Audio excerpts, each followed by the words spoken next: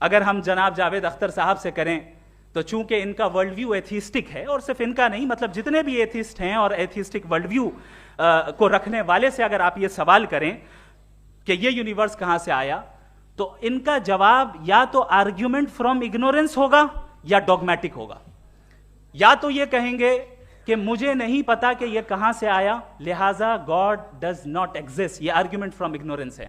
یا یہ کہیں گے کہ یہ یونیورس خود بخود بن گیا، اس کا مطلب یہ ہے کہ اس بال کو بھی خود بخود بن جانا چاہیے، لیکن بال کے تعلق سے یہ ایکسپلینیشن ایکسیپٹ نہیں کی جائے گی کہ یہ خود بخود بن گئی، لیکن یونیورس کے تعلق سے کر دیا جائے گا. اسے ہم دوسرے الفاظ میں ڈوگما بھی کہہ سکتے ہیں.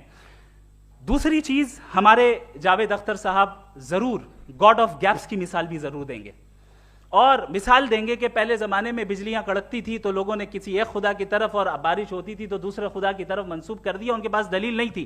یہ ہمارا ورلڈ ویو ہے ہی نہیں، یہ ہمارا ورلڈ ویو ہے ہی نہیں، کیونکہ نیچرل فینومینا کے پروسیس کی انٹرپریٹیشن کو جان لینے سے یہ کہاں سے ثابت ہو گیا کہ گاڈ ایگزسٹ نہیں کرتا ہے.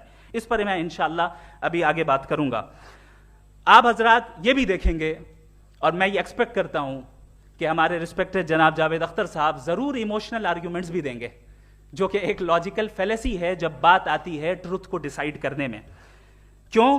مثال کے طور پر وہ کہیں گے کہ اگر گاڈ ہے تو ایول کیوں ایگزسٹ کرتا ہے، جبکہ میں کہتا ہوں ایول کا ایگزسٹ کرنا گاڈ کے ایگزسٹ کرنے کی دلیل ہے، اس کے خلاف نہیں ہے.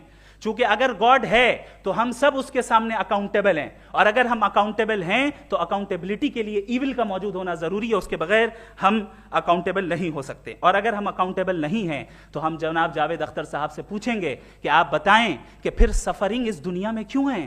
اگر خدا نہیں ہے تو سفرنگ کیوں ہیں؟ اور ان لوگوں کے جذبے کا کیا جن کے اندر سفرنگ کے بعد انتقام لینے کا جذبہ پایا جاتا ہے اور وہ اس دنیا سے ایسے ہی چلے گئے؟ کیا ان کی ساری تکلیفیں بیکار چلی جائیں گی؟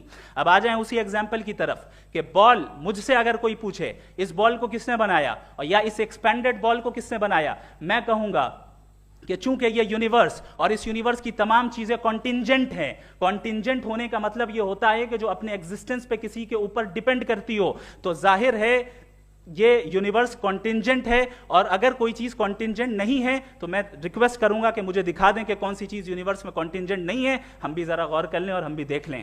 اور جب کانٹینجنٹ چیزیں موجود ہیں تو فلاسفرز کی اصطلاح کے مطابق، ہم اس ٹرمینالوجی کے مطابق ہم اس جگہ تک پہنچتے ہیں اور اس ہستی تک پہنچتے ہیں جسے نیسیسری بینگ کہا جاتا ہے، کہ یہ وہ نیسیسری بینگ ہے جس کا موجود نہ ہونا ناممکن ہو. چونکہ اگر یہ موجود نہ ہو تو ساری چیزیں ایگزسٹنس میں آئیں گی ہی نہیں، اور یہ ساری کانٹینجنٹ چیزیں